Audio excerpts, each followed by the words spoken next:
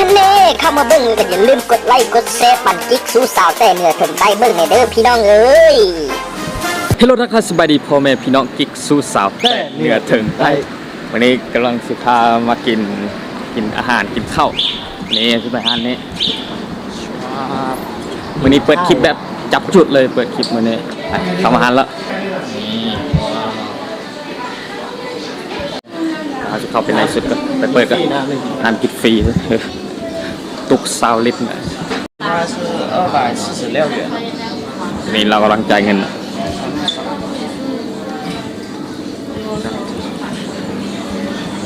คนเลี้ยงเมนูกับเจ้าอยู่นี้ว่าเราจะไปหาบันนังกัน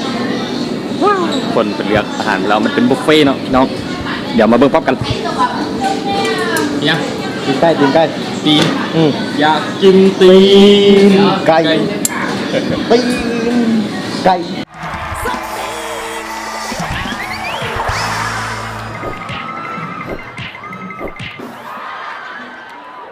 ตั้งแต่ขึ้นเป็นปีที่แรกแล้วนี่เอาเก้าอี้มาไก่มีเมนูหลากหลายชนิดอยากกินอันใดก็คีบเอาอยากเอาอันใดก็คีบเองและพี่น้องเอ้ยเตรียมอื่นน้ำลายไปพร้อมๆกันเลย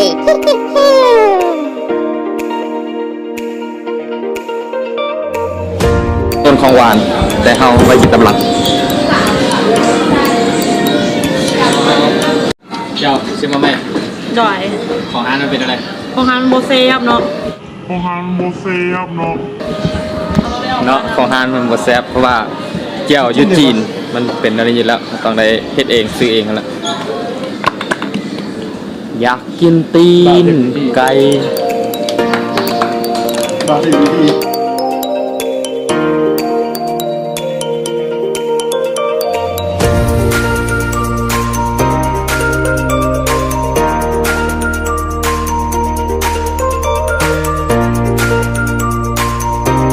ขี่ครับคีบมากอะ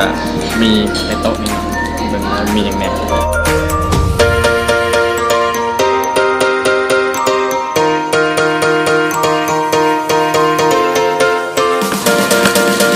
ติดใจอันนี้พี่น้องอยู่ในโรงเรียนเพิ่มแซ่บได้ทุกคนเลยอยู่มันยุ่งเลย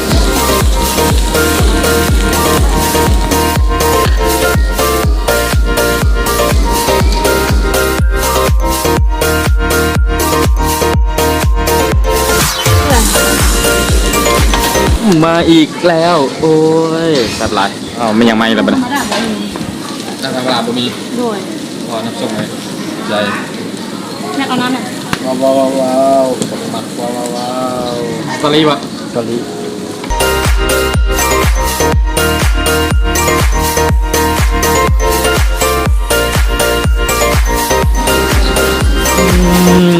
แจ่วโคตรแซ่บเลยพี่น้องเลยอันนี้เขาทำการมะลักกุ้งเนาะลักมาเขาคุยแล้วเนาะเลยจุ่มในเขาเลยเอาเลยไหม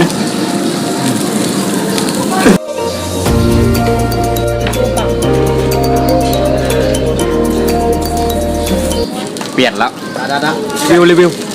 เจียวพร้อมเลยเป็นไงเจียวเยอะ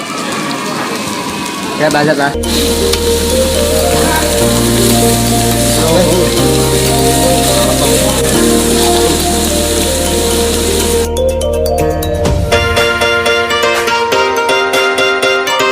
ค่อยกินทุกคนนี่ทุกคนหมักในลายแซ่บ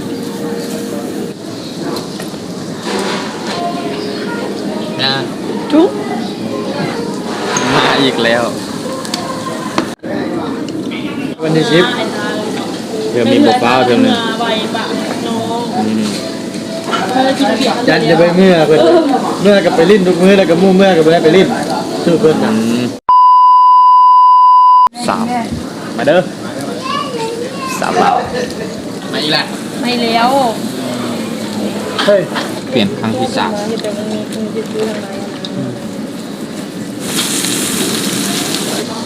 คนหลายคนก็เริ่ม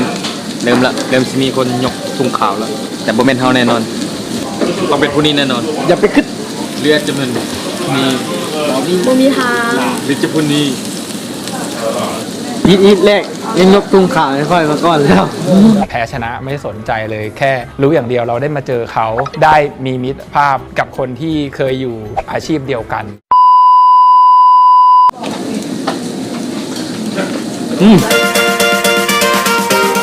ล่ะเอาเป็นไง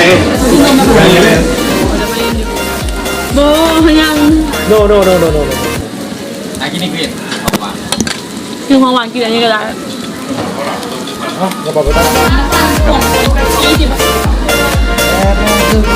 วันนี้คนลาวมาหลายเติมเห็นเต็มเลย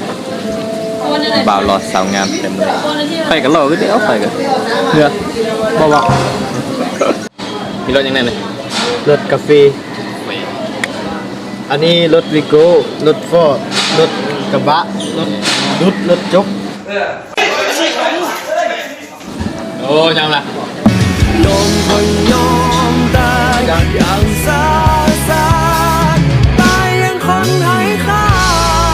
หมดปัญญาที่จะหนีคำว่ารักของเจ้าไป เจ้าสองคนน่ะ ยังกินอยู่นี่ กินจังกินกระแลมกับเว้ยนับ กินของหวาน ได้ปักมือยังกินโต ที่นี่เป็นยังกินนะ กระปูปัก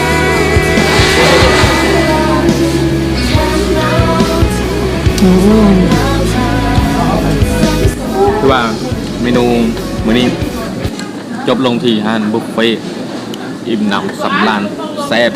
คุ้มจนฮอด3 มื้อก็คุ้มย้อนเลย เอาบินไปส่งคืนเลยอะเอาเงินตัวเขาไว้จำด้วยนึงไปอันนี้ครับใช่เอาแล้วว้าวออกมาหนาวขนาดเลย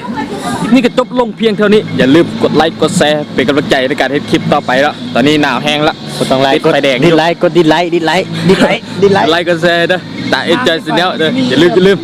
บ๊ายบาย